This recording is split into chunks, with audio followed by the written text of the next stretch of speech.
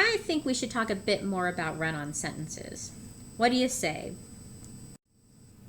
First off, I want to let you in on a little secret. I'm not a grammar Nazi, believe it or not. I never used to teach any punctuation and grammar in my college classes because sometimes it felt like a waste of time. I also believe that many grammar rules can be completely arbitrary, unhelpful, and often classist and racist to boot. But I started teaching grammar and punctuation again because a friend and colleague convinced me it was important, for many reasons. But the reasons that resonated the most with me were that 1, punctuation can help or harm your audience's ability to understand you. If you look at that example, run-on sentence example in Kiss My Asterix, and the example essay I wrote filled with run-on sentences, hopefully you noticed how difficult it was to follow. But when you start adding periods and commas back in there, it gets easier to understand. The second reason that resonates with me is that punctuation can help with people's self-presentation. The sad fact is that there are a lot of people who will judge you based on your language skills, and knowing how to properly punctuate an email or memo or whatever will give you a leg up on someone who doesn't. So today we're talking about run-on sentences. These are really hard to teach, partially because there are so many myths about them. The main myth is that run-on sentences are long, complex, and convoluted. That's not really what run-on sentences are.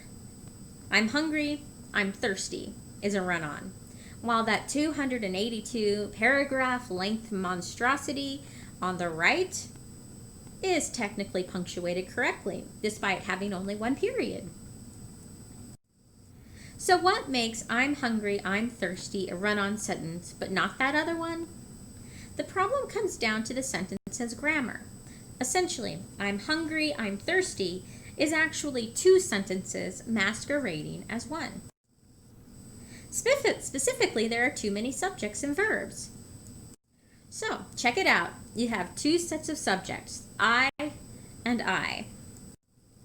And you have 2 sets of verbs, am hungry and am thirsty.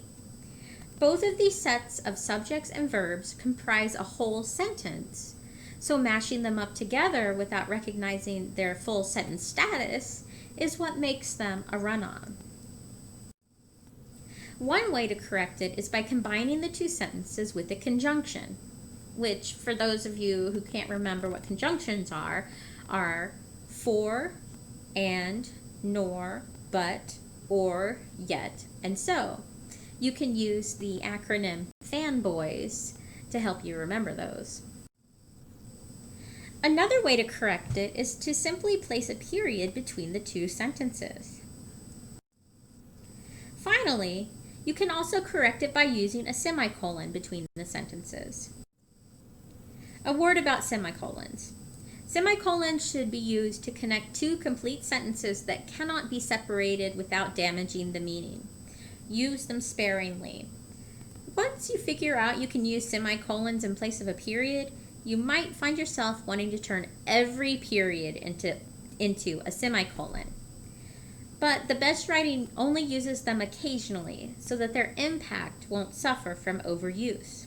Kind of like exclamation points.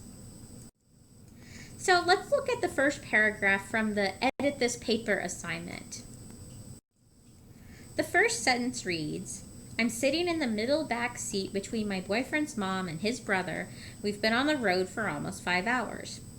So, what's the problem with that? Let's start out by trying to find the main subject and verb. I'll give you a second to look.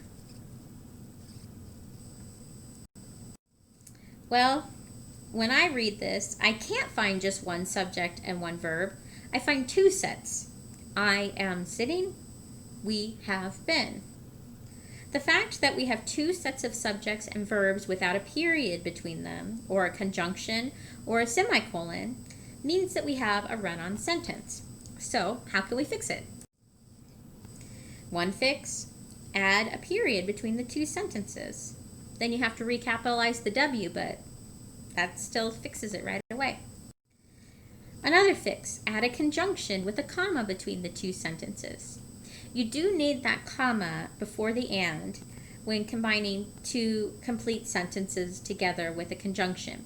We will review that in a lecture about commas coming up. Finally, you can add a semicolon between the two sentences. Let's look at another example. We've already looked at the first half of this sentence, but let's see if we can do what we can do about the full thing. I'm hungry, I'm thirsty, my stomach is upset, my back hurts from scrunching myself up in a ball. Because this sentence is longer, there are a lot of ways to go about fixing it. First, separate every one of the sets of subjects and verbs with a period. I'm hungry, period. I'm thirsty, period. My stomach is upset, period. My back hurts from scrunching myself up into a ball. Next, you can try separating the sets of subjects and verbs using semicolons. I'm hungry, semicolon. I'm thirsty, semicolon. My stomach is upset, semicolon. My back hurts from scrunching myself up into a ball. And of course, you can also separate them using conjunctions. I'm hungry, and I'm thirsty, and my stomach is upset, and my back hurts from scrunching myself up in a ball. The problem with all three of these examples is that they are kind of repetitive. Let's try mixing them up and see what works. This example sort of turns it into a list by using commas in a conjunction. I'm hungry, I'm thirsty, my stomach is upset, and my back hurts from scrunching myself up in a ball. This one combines conjunctions with semicolons. I'm hungry and thirsty, semicolon.